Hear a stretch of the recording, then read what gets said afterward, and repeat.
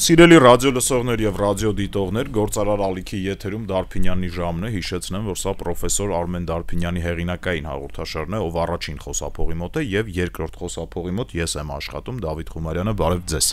Բարև ձեզ, սիրելի ունկնդիրներ, սիրով շարունակում ենք մեր այս ցիկլը։ Կարծում եմ, որ այն արդեն որոշակի հետաքրքրություն ստեղծել է մեր մտածող հասարակության մեջ։ Փորձելու ենք շարունակել մեր անկեղծ զրույցները եւ տեսական եւ պրակտիկ խնդիրների շուրջ։ Այսօր փորձենք ավելի խորը մտածողների համար խոսենք ու ավելի խորը հարց քննարկենք։ Մենք միշտ մենք հայերով մեզ համարել ենք մեծ Հայաստանի քաղաքացիներ ու այդ շատ տեղերում է երևում, ես վերջերս ինձ ֆիքսել եմ Երևանի հիմնի մեջ Պարուր Սևակի հեղինակած, որտեղ որ Երևանը գովերքելուց դու մեր նոր դվին, մեր նոր անի։ Այսինքն խոսվում է քաղաքների մասին, որոնք Հայաստանի Հանրապետության տարածքում չեն գտնվում։ Ու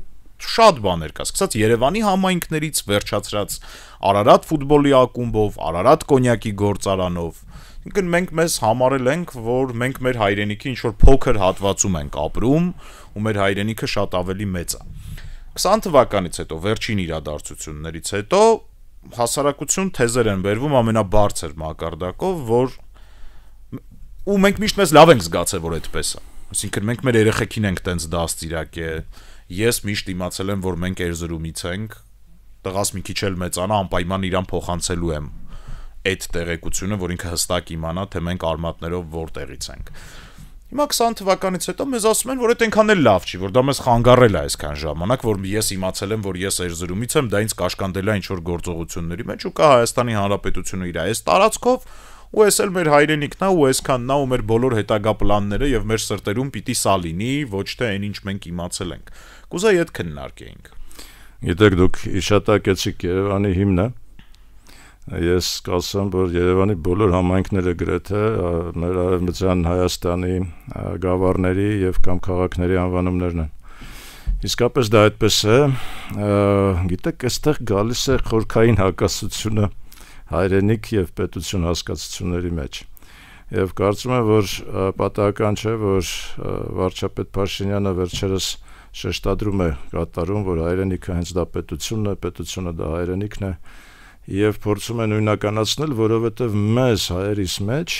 այդ հակասությունը առկա է այնուամենայնիվ, եւ դա ունի իհարկե նաեւ ողբերգական պատմություն։ Մենք առանձնահատուկ ենք այդ իմաստով, միգուցե նման ենք հրեաներին մասամբ, որովհետև նրանց մոտ եւս կա այդ հակասությունը հայրենիք, պետություն, նման ենք լիբանանցիներին, որոնց սփյուռքը շատ ավելի մեծ քանակություն է կազմում մարդկային իմաստով, այսինքն մարդաքանակը ավելի մեծ է, քան լիբանանցիների, որոնք ապրում են հենց Լիբանանում, նույն մեր պատկերն է։ Սփյուռքում ավելի շատ հայ ապրում, քան Հայաստանում, բայց տեսեք, առաջին անգամ ես մտորեցի նման հարցադրման շուրջ, երբ լսեցի դեռևս սովետական շրջանում էր Վազգեն կաթողիկոս Վազգեն առաջինի ճառերից մեկը, որտեղ նա արտահայտեց հետևյալ միտքը, ասաց հայրենիքը դա Աստծո պարգև է։ Իսկապես ես հասկացա, որ հայրենիքը դու չես ընտրում, դա քո ծննդյան փաստից ելնելով միանգամից տրվում է քեզ Աստծո կամոք։ Հայրենիքը ճիշտ այնպես ինչպես կյանքն է Աստծո պարգև, այնպես էլ հայրենիքն է Աստծո պարգև։ Հայրենիքը դա անպայման կապ ունի մանկության հետ, անպայման կապ ունի մանկական հիշողությունների, պատկերացումների, տպավորությունների հետ, դա տատիկի թխած լավաշն է, դա պապիկի տված խրատներն են, դա այն բնությունն է, որի մեջ դու ծնվել ես, որի մեջ դու աճել ես, զարգացել ես, դա այն մարդիկ են, որոնք քեզ շրջապատել են այդ ժամանակ, դա հենց հայրենիքն է, որը մեր մեջ կա եւ դա հենց այն երզնումն է, որը ձեր մեջ կա եւ դուք կփոխանցեք ձեր զավակին, ճիշտ այնպես ինչպես մի պապս մշեցի էր, մյուս պապս վանեցի էր, ես չեմ կարող դա չընկալել որպես իմ հայրենիք։ Բայց տեսեք, որ որտեղ է առաջանում հակասությունը։ Հակասությունը առաջանում է այնտեղ, որտեղ մենք այն տարածքը, այն հողը, որի վրա գտնվում է մեր պետությունը, որովհետև պետությունը ի տարբերություն հայրենիքի դա Աստծո պարգև չէ, պետությունը դա գիտակցված ընտրություն է, պետությունը դա պատասխանատվություն է, պետությունը դա գաղափարախոսություն է, պետությունը դա շնորհք է վերջին հաշվով, ազգային շնորհք, այսինքն ազգը, որը պիտի վերածվի քաղաքական ազգի, որի համար պետությունը առաջնահերթություն է կազմում, հա, այդ իմաստով պետությունը իսկապես գիտակցված ընտրություն է։ Ուրիշ բան է, որ մեր դեպքում միգուցե մեզ մոտ մի քիչ շեղում իրականացավ, որովհետև 91 թվականին, երբ մենք ստացանք ըստ էության այս անկախությունը, ստացանք կայսրության փլուզման հետևանքով։ Եվ ուրեմն մեզ մոտ միգուցե նույնպես առաջացավ այդ պատրանքը, որ սա նույնպես Աստծո պարգև է, պետությունը Աստծո պարգև է, իսկ Աստծո պարգևի նկատմամբ դու առանձնապես պարտավորություն չես կրում։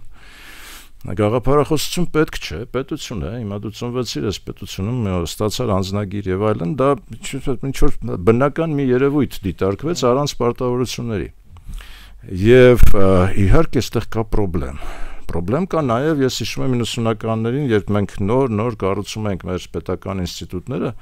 Սփյուռքի մոտ կար որոշակի ոգևորվածություն։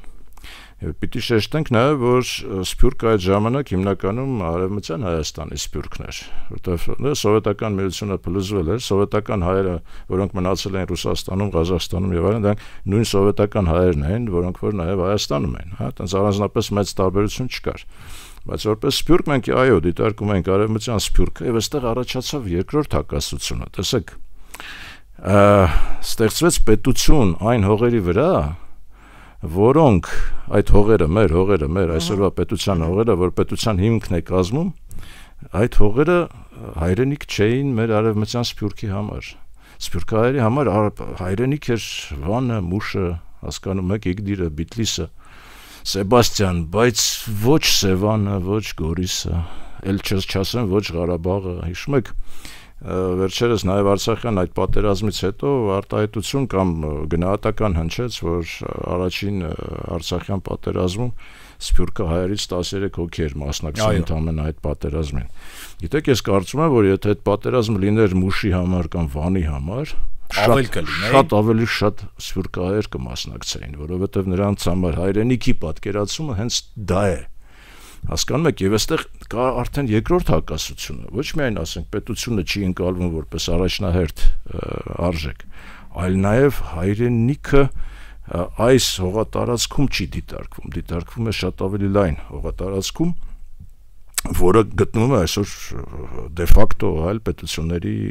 տիրապետման ներքո։ Եվ իմ կարծիքով հենց այստեղ այս հակասությունները հաղթահարելու համար է գալիս այն թեզը, որ եկեք այնուամենայնիվ մենք կենտրոնանանք այն հողերի վրա, որոնք կազմում են մեր պետության, այսօրվա պետության հիմքը եւ հենքը։ Եվ այդ հողը սիրենք, այդ հողը փորձենք շենացնել, այդ հողը փորձենք։ Բայց ֆիքսենք, էլի, պարոն Դարբինյան, որ դա հիմքն է, իսկ շինությունը հիմքից բացի էլի հատվածներ է ունենում։ Ունենում է հատվածներ, հենց այդտեղ է պետականաշինությունը հայրենի հողի վրա, հասկանում եք, սա նոր հասկացություն է։ Հիմա այս հակասությունը շատ դժվար է վերացնել, տեսեք, մենք փորձեցինք, այսինքն ամբողջ 30 տարիների ընթացքում գոյություն ունի Հայաստան համահայկական հիմնադրամը։ Հիմնադրամը հիմնականում նպատակաուղղված էր հենց սկզբնական փուլում, երբ դեռ ռուսահայերը այդպես չէին ուժեղացել եւ նոր էր ձևավորվում արդեն նոր ռուսաստանյան սփյուռքը, մենք տեսեք մեծ դժվարությամբ մենք կարողանում ենք հայթայթել, ասենք 10-12 միլիոն դոլար տարեկան գումար, ձերին հասցնելով կարողացանք Գորիս Ստեփանակերտը ճանապարհը կառուցել, դրանից հետո էլի հազիվ մեծ ջանքերով նորից բավական կաթիլ գումար հավաքելով Վարդենիս Կելբաջար ճանապարհը կառուցեցինք, բայց տեսեք, որ դա նույնպես, ասենք, եթե բացարձակ համադրելի չեն այդ 10-12 միլիոնը, գիտեք, անգամ մեր թշնամիների համար դա ծիծաղի առարկա էր, որովհետև նրանք նույնպես հաշվարկում են, չէ, գնահատում են, ասենք հավաքական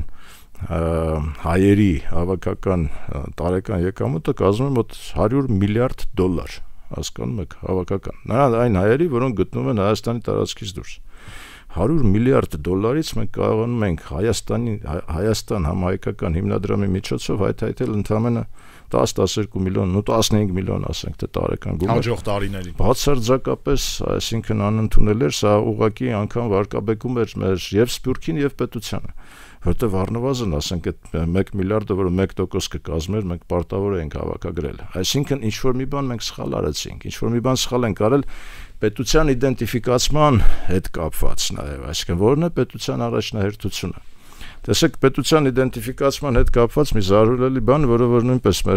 մեզ համար աննկատ գնաց։ Տիգրան Սարգսյանի կառավարության ժամանակ, եթե հիշում եք, առաջին անգամ թողարկվեցին պետական հայաստանյան բոնդեր, որոնք պիտի ազատ շրջանառության մեջ լինեին, ազատ շուկայում Նյու Յորքի ֆոնդային բորսայում պիտի թողարկվեն եւ այնտեղ շրջանառվեն։ Հիմա սովորաբար ֆոնդային բորսաներում բրոկերները, որոնք որ առողջարքով են զբաղված, նրանք ուրեմն անպայման ինչ-որ անվանում են կպցնում կարճ կոնկրետ բոնդերին, որպեսզի տարբերակեն, որովհետև եթե դուք տեսել եք, ասենք, այդ Bloomberg-ով բանով ցույց են տալիս, ինչպես են բրոկերները իրար հետ առևտուր անում այդ արժեթղթերի։ Հեռախոսով ակնթարթային գործարքներ են կատարվում, ասենք, այսքան ինչ արժեթղթից եմ ուզում, այս գնով, այդ բան, այդ համար ասենք արժեթղթը պետք է ունենա անպայման կարճ անվանում։ Հիմա ինչպես անվանեցին մեր պետական Հայաստանի Հանրապետության պետական պարտ կանդիսացող պարտատոմսերը։ Հիշում եք, անվանակեցին Քարդաշյան։ Հասկանում եք, այսինքն մեր պետությունը, պետական ազգային պարտքը բերեցին, նույնականացրեցին, ասենք, հայուհու, ասենք, որոշակի բարեմաստությունների հետ։ Դա իմ կարծիքով շատ վարկաբեկիչ էր մեր պետության համար։ Դա նաև ցույցիչ էր, որ մենք իդենտիֆիկացիան սխալ ենք իրականացրել։ Այս պետությունը Սփյուռքի հետ հարաբերություններում, այսինքն Սփյուռքի, քանի որ Սփյուռքը չի նույնականացնում պետությունը հայրենիքի հետ, քանի որ Սփյուռքը անգամ տարածքը որպես հայրենիք չի դիտում, այլ տարածք է դիտում հայրենիք։ Դե հիշում եք, Սփյուռքահայերը գալիս էին Հայաստան, ինչ էին նկարում։ Մասիսը, այն կողմն են նկարում, այսինքն նրանց համար նա է կարևորը, ոչ թե սա։ Դեպի ներս պիտի մենք մեր հայացքը նետենք։ Սա է երևի այպես այս պահի իհարկե կենտրոնացման հսկայական անհրաժեշտություն ունեցող խնդիրը, որովհետև նույնը վերաբերում է մեր վերաբերմունքին, մեր սահմանային գոտու, մեր գյուղերի, չէ՞, գյուղերը այնպես մարդաթափվում էին, չէ՞, մենք ինչ ստեղծեցինք, մենք ստեղծեցինք մի հզոր մեծ ուռճացված գլուխ Երևան քաղաքը, եւ մենք դատարկեցինք գյուղերը, երկիրը, որը գյուղերը դատարկում է, ապագա չունի, հասկանում եք, մենք սա պիտի հասկանանք, սա պիտի առաջ մղենք, կոնցեպտը պիտի առաջ տանենք, երկիրը պիտի այլ կերպ իհարկե տանենք, զարգացնենք եւ ահա որտեղ է առաջանում այս խնդիրը երկրի, տարածքի, հողի, հայրենիքի եւ պետության նույնականացման։ Տեսեք, հրեաները, այդ օրինակը բերեցի, հրեաները 47 թվականին ստեղծվեցին որպես պետություն, հա, Իսրայելը ստեղծվեց, Միացյալ Ազգերի կազմակերպությունը հատկացրեց հողատարածքը, առաջնային մոտեցումը դա հրեաների պետությունն էր, հա, այսինքն, բայց հենց այդ պահից սկսվեց բանը, երկու կոնցեպտների միջև դիսկուրսը եւ այսպես մեկը մյուսին հերթ չտալով փորձում են իրար հետ վիճարկում էին առաջնահերթությունը։ Ուրեմն սա հրեաների պետությունն է,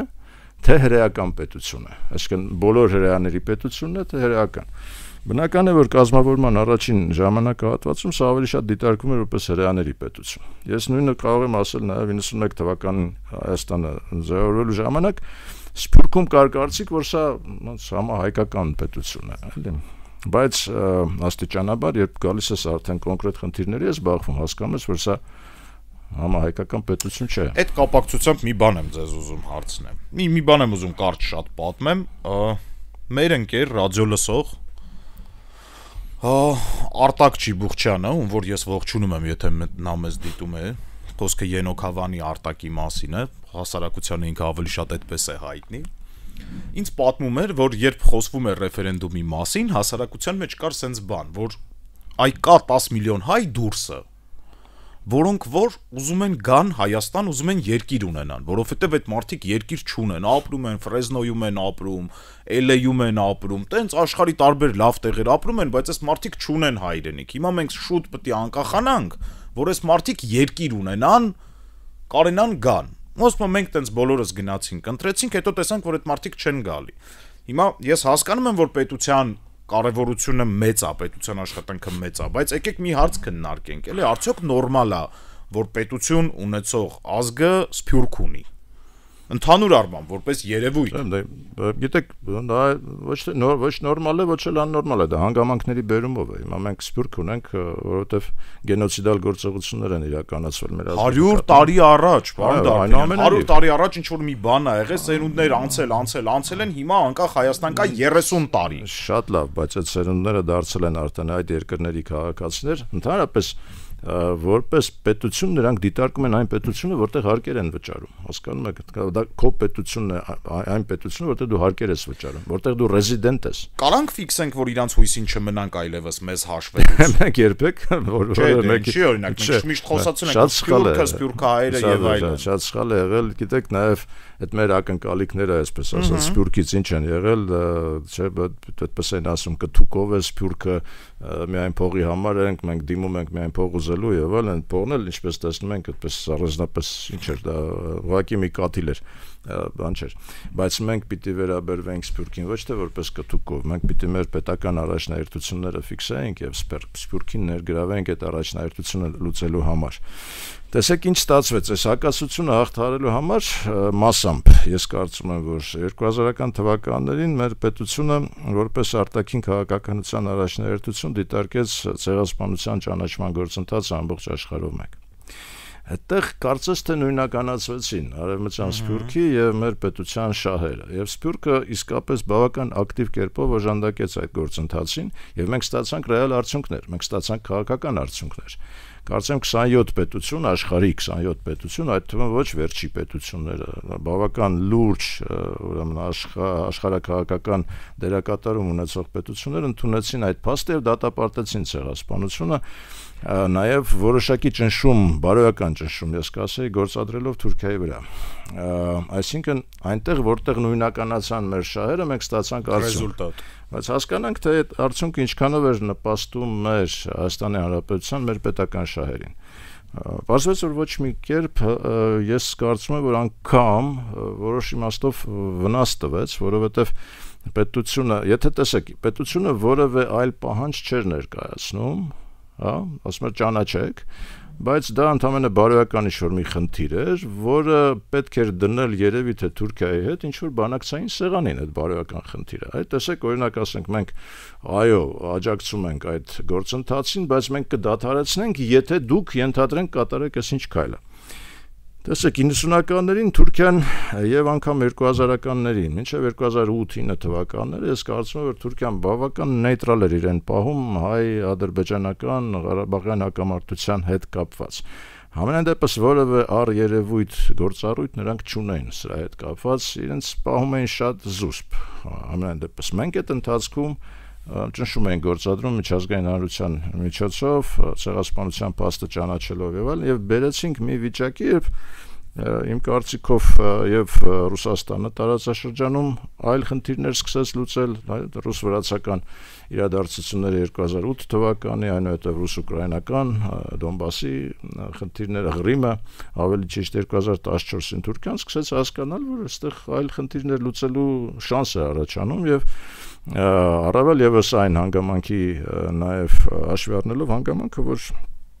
Հայաստանը կարծես թե շարունակում էր ցեղասպանության ճանաչման, անգամ Սերժ Սարգսյանի հիշում եք 2008 թվականին ֆուտբոլային դիվանագիտությունը չազդեց, նրանք մերժեցին։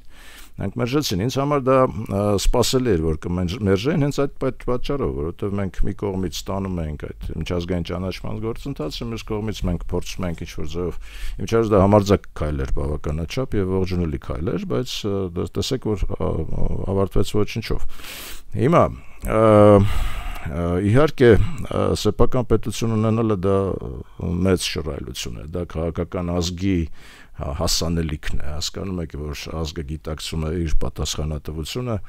եւ նախնիների նկատմամբ եւ սերունդների նկատմամբ։ Ես կարծում եմ, որ այս պատրանքը, որը մեզ մոտ ստեղծվեց, որ պետությունը նույնպես որպես Աստծո պարգև մենք ընկալեցինք, շատ մեծ վնաս տվեց մեզ եւ նաեւ այդ հակասությունը հայրենիք պետություն մենք փորձեցինք ինչ-որ չափով համատեղենք շահերը Սփյուռքի հետ, դա ավարտվեց ոչնչով եւ միգուցե նաեւ հակազդեցություն ունեցավ մեր իրական շահերի նկատմամբ, որովհետեւ մենք արդյունքում ունեցանք թուրք-ադրբեջանական այս բավական հզոր։ Կարծում եք մենք այդտեղ գործառույթ ունեցել ենք իրանց միանալու մեջ։ Ես կարծում եմ, որ գոնե ասենք մեր արտաքին քաղաքականության մեջ եթե մենք ասել ենք A, պիտի ասենք նաև B, հա, մենք ինչի ենք ձգտում, եթե մենք գնում ենք դեպի միջազգային ճանաչում, տեսեք, սփյուռքահայերն ասում են ունենք նաև B քայլը, այսինքն փոխհատուցման խնդիր ունենք։ Հայաստանի Հանրապետությունը փոխհատուցման որևէ խնդիր չէր դնում։ Ես կարծում եմ, որ որևէ մի этаպում, մինչև 2008 թվականը մենք կարող ենք խնդիր դնել, ասել գիտեք ինչ կա, մենք զրկվել ենք դեպի ծով մեր ելքից, այսինքն ելք չունենք դեպի ծով։ Վերադարձրեք մեզ մեր ելքը։ Մենք այո, կարող ենք դադարեցնել, մենք կարող ենք գնալ խաղաղության, մենք կարող ենք գնալ հաշտության, մեզ պետք է այդ ելքը ունենալ։ Մյուս կողմից մենք որպես պետություն, տեսեք, ունենք բազմամիլիոնանոց սփյուռք, որի ֆինանսական միջոցները մեր ֆինանսական համակարգում գրեթե չեն հայտնվում։ Ինչն է պատճառը։ Ոչ միայն անհավատությունն է, անվստահությունն է ընդհանուր առմամբ համակարգի նկատմամբ, որովհետև եւ բանկային եւ ֆինանսական համակարգը մեզ մոտ բավական պինդ են։ Բայց տեսեք, որ մենք ենթարկվեցինք հիմնականում արևմտյան եւ ամերիկյան այն ճնշումներին, որոնց համաձայն ըստ էության բանկային գաղտնիքը մեր երկրում դադարեց գոյություն ունենալ։ Մենք չունենք այլևս բանկային գաղտնիք։ Ցանկացած սփյուռքահայ Հայաստանի Հանրապետության ցանկացած բանկում հաշիվ բացելու համար մի պատմություն է դա։ Այսինքն դա որտեղից է գումարը հայտարարել, բեր բանը քո երկրի հարկային մարմիններից, չգիտեմ, ժեկերից, բաներ, տեղեկանքներ բեր, որ դու ուրեմն ըստ փողերը չես գողացել կամ փողերի լվացման մեջ չես, այդ մարդը լսեք, ցեղասպանության ենթարկված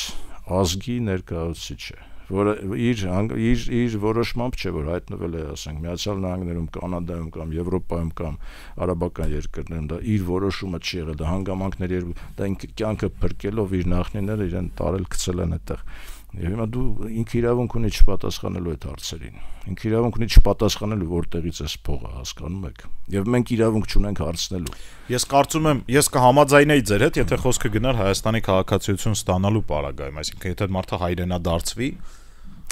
Հայաստանի քաղաքացիության մեջ տեսեք մենք այստեղ նույնպես որոշակի հակասություն ունենք ուրեմն այդ մոդելի հետ։ Այնուամենայնիվ սա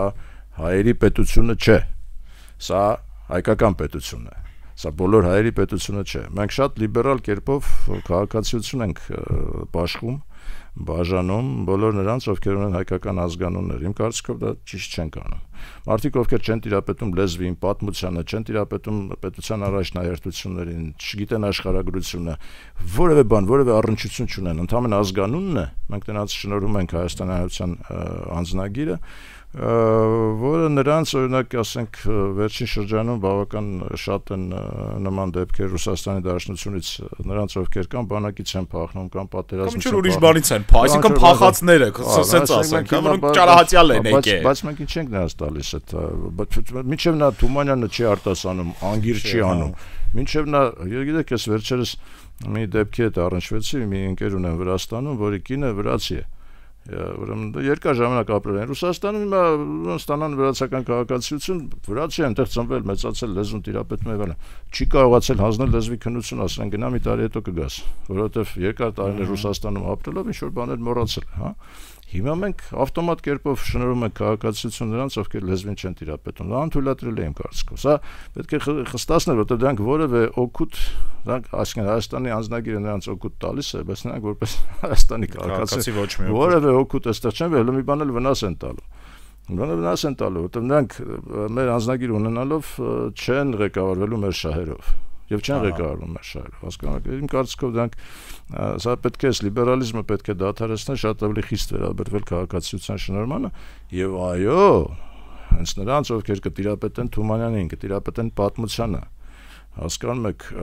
պատրաստ կլինեն նաև ռեզիդենտությունը սահմանել այստեղ, այսինքն հարկեր վճարել այս երկրում, հասկանում եք, այդ դեպքում այո, եկեք, մենք ձեր բանկային գաղտնիքը պահպանենք եւ այլն, այո։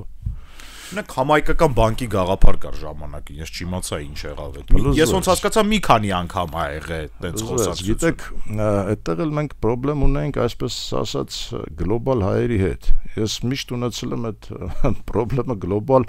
այսպես ասած, ցանցային ազգ, ցանցային պետություն, ցանցակենտրոն ազգ, գլոբալ հայեր, բան, սա ուղղակի բան է,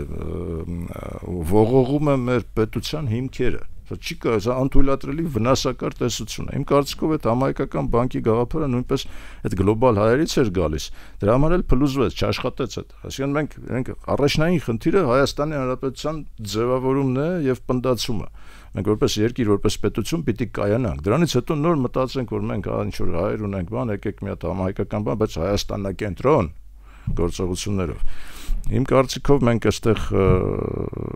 մեծ խնդիր ունենք, նախ պիտի դիմակայենք, որովհետև այդ ցանցային ազգ, գլոբալ հայեր, բան, դա սողոսկել էր նաև մեր պետական կառավարման մարմիններ։ Մենք ունենք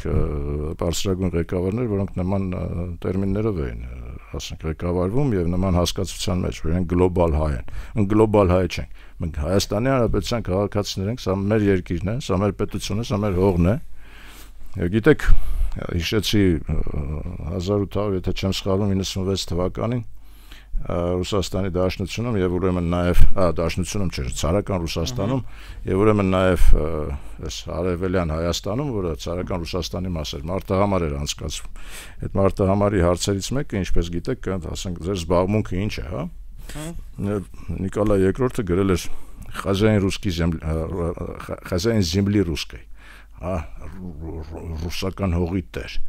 Ես շատ կուզենայի, որ մեր Հայաստանի Հանրապետության քաղաքացիները իրանց զգային զբաղմունքդ ինչ է, հարցին պատասխանային հայոց հողի տեր, այն հողի տեր, որի վրա գտնվում է քո պետությունը, որտեղ հողը չի կարելի դատարկել, հողի վրա ապրել է պետք, հասկանում եք, ես այսօր կարծեմ, թե երեք տեսա ռուսական լրատվամիջոցներից մեկում ներքին թե ոսկեպարի ուրեմն այդ նախկին ադրբեջանական մարդաթափված գյուղն էր, այսինքն եթե հողը քոնն է, դու պետք է դա բնակեցնես, դու պետք է ապրացնես, դու պետք է ծաղկացնես, որտեղ հողը դու ծաղկացնում ես, հողը տասնապատիկ կերպով ծաղկացնում։ Վերաբնակեցման հետ կապված դադար տանք, ստեսություն ասենք մեր ռադիոլսողներին, շարունակում ենք լրատվականը գործարար ալիքը, ներողություն եմ խնդրում, դիտողների համար համացանցում առիթից օգտվելով ասեմ, որ բաժանորդագրվեք գործարար ալիքի YouTube-յան էջին, լրատվական ռադիո YouTube-յան էջին եւ Արմեն Դարփինյանի YouTube-յան էջին։ Երբ մենք խոսում ենք պետությունից, պարոն Դարփինյան, ու խոսում ենք Սփյուռքից, առաջի բանը, որի մտքով անցնում է, դա հայրենադարձությունն է։ Դե Սփյուռք ու պետություն իրար հետ առաջի process-ը հայրենադարձությունն է։ Իմ տպավորությամբ մենք 30 տարի տապալել ենք հայրենադարձ։ Մենք որևէ ալիք հայրենադարձության չենք ունեցել, որ ինքը այն չափի լինի, որ մենք կարենանք ալիք իրան անվանենք։ Նույնիսկ խորհրդային Հայաստան ենք ունեցել հայրենադարձության ալիքներ ու տեսել ենք նաև դրա էֆեկտը։ Չէ՞, խորհրդային Հայաստանը տեսել է այդ հայրենադարձության խերը, հա, այսպես ասած։ Իսկ 30 տարվա մեջ մի ալիք նույնիսկ չի եղել հայրենադարձության։ Գիտեք, անգամ սովետական մեջան մեջ հայրենադարձությունը այդքան էլ մեծ, դա իհարկե փոխեց որոշ չափով ընկալումները, մենտալիտետը եւ այլն, բայց ասել, որ մենք կարողացանք աբսորբացնել, հա, այդ սփյուռք հայերին, որոնք եկան, այդպես էլ ես չեմ կարող ասել, որ նրանք մինչև վերջ ուրեմն ինտեգրվեցին մեր հասարակության մեջ, չեմ կարող նման բան ասել, չեմ կարծում, որ հայրենադարձությունը ընդհանրապես որպես խնդիր պետք է դիտարկել։ Ես կկարծեի, որ մենք պիտի ուժեղացնենք մեր պետությունը, որի ձգողական ուժը կլինի այնպեսին, որ այդ հայրենադարձները իրենք կգան, ոչ թե մենք պիտի առանց 5 միլիոնանոց Հայաստանի իրան դարձնել այնպեսին, որ ինքը գրավիչ դառնա Ֆրեզնոյի հայերի համար։ Ես կարծում եմ, որ գաղափարախոսությունը, պնդությունը իսկապես այդ պաշտպանվածությունը, ես խոսեցինք բանկային գաղտնիքի մասին, հա, ցանկացած այլ պաշտպանվածության մասին պետք է խոսել։ Այստեղ հակառակ բանն էլ կա, տեսեք, հայրենադարձություն կա եւ հայապահպանության կա, որպես ստրատեգիական, այսպես ասած, երկու զուգահեռ խնդիրներ, հա մենք որպես պետություն այդ երկու խնդիրների մասին ենք խոսել։ Իմ կարծիքով կարելի է դիտարկել որպես խնդիր, չնայած ես դա կդիտարկեի որպես երկրորդական խնդիր, նա անգամ հայապահպանությունը, որովհետև հայը տեսեք, նա եթե հայրենիքի գիտակցումը ունի, նա կպայի իր մեջ այդ հայկականությունը։ Մենք խնդիր ունենք դրսում հայերի ինտեգրմանը նպաստել, որպեսզի նրանք քաղաքական, բիզնես, ֆինանսական ոլորտներում առաջնային դիրքեր գրավեին այլ երկրներում եւ օգտակար լինեին իրենց պետությանը, լոբիստական հնարավորություններով, ֆինանսական հնարավորություններով։ Մենք ինտեգրման խնդիր չենք դրել։ Տեսեք ի տարբերություն նույն հրեաներին։ Դե ինչ որ երկրներում, բայց մենք լավ ինտեգրված ենք, տեսեք, Լավրովը, Միշուստինը շատ ինտեգրված հայեր են։ Կարող է պիտի իրանք մի քիչ ստեղ ինտեգրվեին, այսինքն ինտեգրվեին հայկական միջավայր, որտեղ ռուսական միջավայրում իմ համար, երբ որ մի քիչ հեռվից ես նայում process-ներին, այսինքն Ռուսաստանի երկրորդ մարդը եւ չգիտեմ թվով որերորդ մարդը լինեն հայ ու դու կրվես Ադրբեջանին, էլի, այսինքն այդ նոնսենս է, այդ ինչ աստիճան ապաշնոր պիտի մենք լինենք։ Իմ կարծիքով այստեղ ոչ մի հակասություն չկա։ Նրանք հայ չեն, հասկանում եք, նրանք ռուս են։ Նրանք ծագումով միգուցե հայ են։ Տեսեք, բանա, Սուվորովը, որը լավագույն ռուսներից էր, հայկական ծագում ուներ։ Դե ասում են շուտատիկի կողմով։ Այն ինչ որ հայկական ծագում ուներ, հա, նա արտահայտեց մի անգամ Ալպերում, երբ իր զորքը տանում էր դեպի հաղթանակ, ասաց՝ «Ռուսկի is nami bok»։ Հասկանում եք, հիմա այդ մարդիկ իրենց ռուս են գիտակցում, իրենք մեծացել են, կայացել են, ձևավորվել են, կազմավորվել են։ Մենք որևէ այդտեղ պրետենզիաներ իրենց նկատմամբ պիտի չունենանք, որ իրենք հայ են, հիմա իրենք մեղավոր չեն։ Իրենք միգուցե չեն էլ ուզենա հայ լինել, ուղղակի այդպես է ստացվել։ Հիմա մենք ինչ պրետենզիա ունենք նրա նկատմամբ, որ ընդհանրենք հայկական ծագում ունի թե ոչ։ Մենք մեր պետության, մեր հողի, մեր պետականության տերը պիտի լինենք։ Ոչ թե մենք ակնկալենք, որ նրանք, ովքեր հայկական ծագում ունեն, նրանք առաջնահերթության կարգով այլ երկրների քաղաքացիներ են, այլ երկրների հարկավճարներ են, նրանք հարկերը վճարում, նրանց բիզնեսը, նրանց եկամուտները, նրանց շահերը ամբողջապես կենտրոնացված են այլ երկրում։ Նրանք մաքսիմալ կարող են վերաբերվել մեզ որպես հայրենիք։ Քիչ, հա։ Չէ, քիչ չի, որպես հայրենիք մենք բավականաչափ լուրջ օժանդակություն, այդ թվում նաև ֆինանսական, մասնավոր տրանսֆերներ ենք ստանում, նույն Ռուսաստանի Դաշնություն հայերը հսկայական ներդրում ունեն մեր տնտեսության մեջ, մեր ընդհանրապես կյանքի եւ կացութաձևի մեջ, որովհետեւ նրանք իրենց ստացած եկամուտներից զգալի մասով կիսվում են իրենց բարեկամների հետ,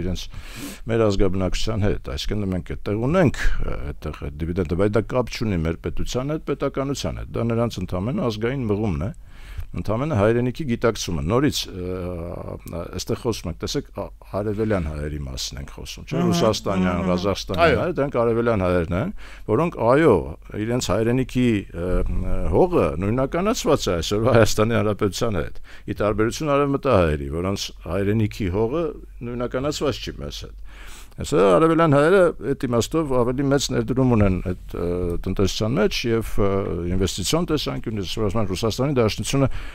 առաջին տեղն է գրավում մեզ որպես ինվեստիցիոն պարտներ, չէ՞, դա մեծապես պայմանավորված է հայերով, արևելահայերով, որոնք ապրում են, աշխատում են, վաստակում են Ռուսաստանի Դաշնությունում եւ ուրեմն ինվեստիցիոն գործունեություն են ծավալում այդ թվում նաեւ հայրենիքում։ Բայց նրանց համար որպես պետական շահ առաջնայինը իրենց երկրի շահն է, ոչ թե մեր պետության շահը։ Հիմա եթե իրենց երկրի շահը ուրեմն թելադրում է, որ պիտի օրինակ ուրեմն Ռուսաստանի Դաշնությունը տեղակայվի այստեղ կամ այնտեղ, ուրեմն իրենք հետևելու են իրենց երկրի շահին։ Ես չեմ ուզում վիճեմ նամանավանդ որ 10 րոպե ունենք խոսելու, բայց սենց մի բան կա, էլի օրինակ մենք խոսում ենք ինչ որ մարդկանց մասին, ովքեր որ լավ ինտեգրվել են մեծ պետություններում, հա, աշխարհքաղաքական կենտրոններում,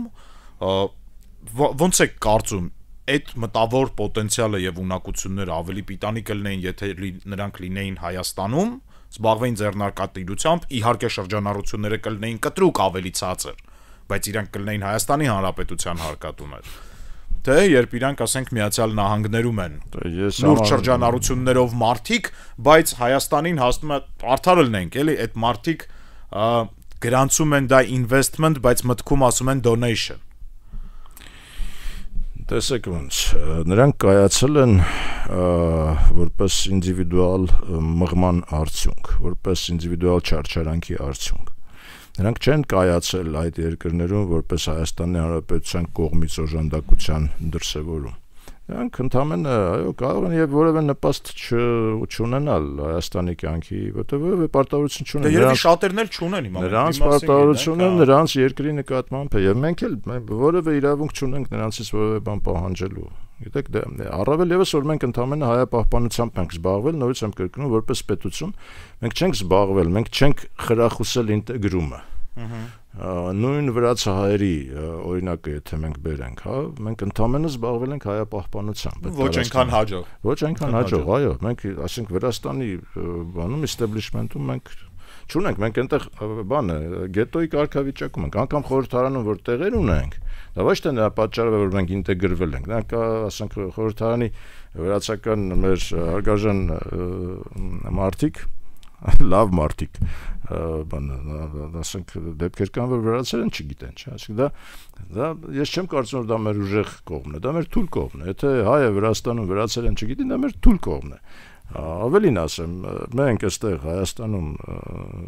վրացերենի իմացությունը, նո օրինակի համար եմ ասում, իհարկե պիտի բարձրացնենք։ Մենք պիտի հասկանանք ինչ է կատարվում մեր հարևանների մոտ, մեր բարեկամ երկրների, մեր թշնամի երկրներում ինչ է կատարվում։ Ես փորձ ունեմ ադրբեջաներենը փորձում ենք ներդնել մեր հայ-ռուսական համալսարանում, որտեղ մենք ես որոշ ժամանակահատված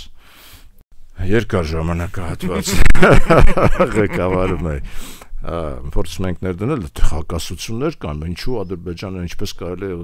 այսպեսի բաներ կային, գիտեք, գնահատականներ կան, ինչպես կարելի է ասենք ուսումնասիրել Ադրբեջանը թշնամու լեզուն պիտի իմանաս, թշնամու նիստուկացը պիտի կարողանաս իմանալ, պիտի հաշվարկես նրա հաջորդ քայլը, պիտի կարողանաս պրոգնոզավորես քո գործողությունը։ Մենք երկար տարիներ հիմա էլ ունենք Կիսալուսնի մայրամուտը Թուրքիայի մասին հաղորդումը, ու մենք զանգեր ենք ստանում ռադիոլոսով, ոնց մեն էս ինչա թուրքերի մասին եք խոսում, պրոբլեմ կա, էլի։ Արտադիր պիտի մտե, դա գալիս է մեր պրովինցիալիզմից, մեր հենց այդտեղ է գալիս։ Այդտեղ է, այդ սկզբն աղբյուրը մեր խնդիրների այդտեղ է կայանում։ Եվ նորից ասենք պատահական չեմ համարում, որ Փաշինյանը ինչ-որ ինտերվյուներից մեկի ժամանակ ասաց, որ մենք շատ ավելի երկար ժամանակ ունենք ժառանգություն ունենք հարաբերությունների հայ-թուրքական, հայ-ադրբեջանական, քան հայ-ռուսական։ Գիտեք, դա պատահական չէ, մենք կորցրել ենք այդ ամբողջը եւ համարել ենք, որ չկա այդ խնդիրը։ Նույն ասենք մահմեդական հայերի խնդիրը։ Մենք համարել ենք, որ չկա նման խնդիր։ Հիմա մենք խոսում ենք հայկական աշխարհի մասին, որը մեկը տվել է իրեն այդ հարցի պատասխանը։ Մահմեդական հայերը մտնում են հայկական աշխարհի մեջ, թե ոչ։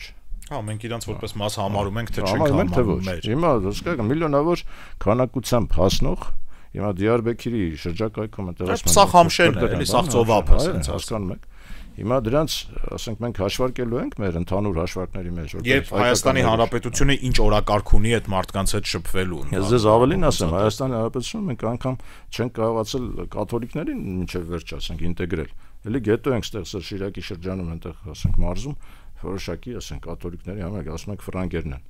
Ասեք դա մեր բազմազանությունը, դա մեր հարստությունն է։ Եթե ուզում եք իմանաք, անգամ մահմեդական հայն է այսօր մեր բազմազանությունն ու հարստությունը։ Հիմա մենք դրանց պիտի փորձենք ներգրավել։ Դա շատ կարևոր է, որովհետև մեր թշնամիները անդադար խոսում են, որ սա կրոնական պատերազմ է եւ դրանով իսլամական աշխարհը քաշում են իրանց կողմ։ Մինչդեռ դա շատ լավ պատասխան է, որ տեսեք ինչքան կան բան։ Հա, բայց այդ դեպքում մենք որպես Հայաստան պիտի այդ իմաստով Տեսեք,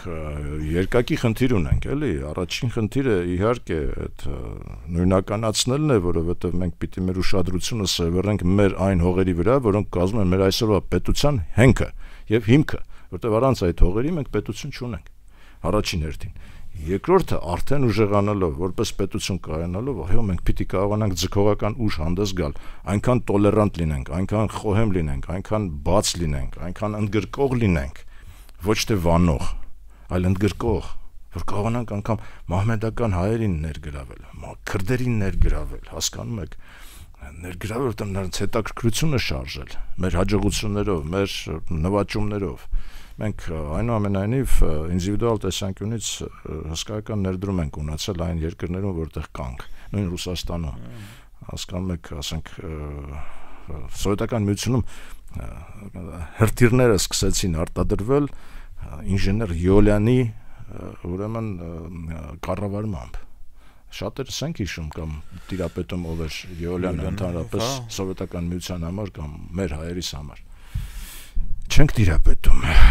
Մենք որ հիշենք, երևի իրանց էլ կհիշացնենք։ Մեր ժամանակը ավարտին է մոտենում, բայց մի հարց կա, որ ինչից որ սկսեցինք, էլի այդ տեղանունների մասով։ Հիմա ի վերջո Էրզրումը, Վանը, Ղարսը մեր հայրենիքն է, թե չի, մենք ոնց ենք շարունակելու դաստիարակել մեր սերունդները։ Հայրենիքը Աստծո պարգև է, շարունակում եմ և կրկնում եմ կաթողիկոս Վազգեն առաջինի բառերը, Աստծո պարգև է, դա մենք դրանից հրաժարվել չենք կարող, բայց դա չի նշանակում, որ մենք նկրտումներ ունենք ինչ-որ հողերի նկատմամբ, դա մեր հայրենիքն է, որ մենք պիտի պահենք մեր սրտերում, մեր հիշողության մեջ, մենք պիտի կարողանանք նպաստել այդ հայրենի հողի ծաղկացմանը, այնպես ինչպես կարող ենք, մենք այդ իմաստով եմ նաև ասում, ինտեգրելու խնդիր ունենք այն մարդկանց, ովքեր տեսեք ինչ են անում շվեյցարացիները այսօր, ասենք օրինակ հիշեցի, ասենք շվեյցարացիները ունեն մոտ 9 միլիոնանոց բնակչություն եւ մոտ 800,000 սփյուռք, այսպես ասած, շվեյցարական հանձնագրերով մարդիկ, ովքեր ապրում են այլ երկրներում։ Հիմա Շվեյցարիայում գոյություն ունի 26 հող կանտոն, ասենք ֆեդերատիվ, կոնֆեդերատիվ բան են, պետություն, որտեղ իմիջիայլոց բանը ժողովրդավարությունը գերագույն աստիճանի է հասցրել։ Ամեն ինչի համար ռեֆերենդում են անում։ Ամեն շաբաթ, ամեն կիրակի օրը ռեֆերենդում։ Բոլորը քվեարկում են ինչ-որ մի հարցի շուրջ։ Ըստ որում կան լոկալ ռեֆերենդումներ, ասենք այս հողի ռեֆերենդումը, ենթադրենք այս փողոցի վրա, ասենք ծառ տնկեն, թե ոչ, կամ այս ասենք հողի վրա գտնվող գազանանոցում, ասենք լրացուցիչ մի հատ զեբրա գնեն թե ոչ, այս թեման քվեարկության արժան։ Հիմա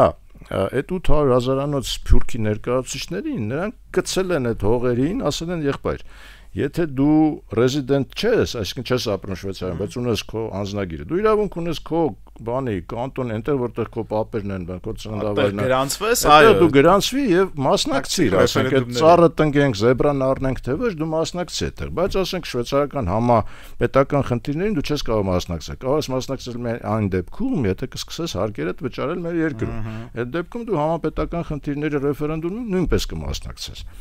Հիմա մենք ինչու չանենք այդ տարբերակումը նույնպես, եթե դու ասենք ինչ-որ Ռուսաստանում բնակվող նախկին արտաշատի ես ենթադրենք,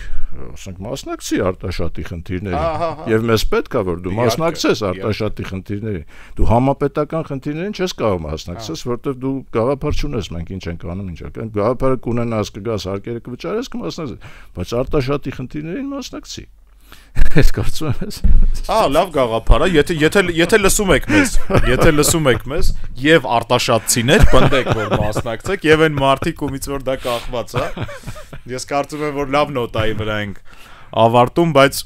թեման սպառված չի, դեռ շատ կա խոսելու եւ սփյուռքի մասին, եւ հայրենիք հասկացության մասին եւ պետություն հասկացության մասին, ցավոք մեր եթերաժամանակն ավարտին մոտեցավ։ Դարփինյանի ժամն էր գործարար ալիքի եթերում, մենք կհանդիպենք հաջորդ շաբաթ, այսօր այսքանը։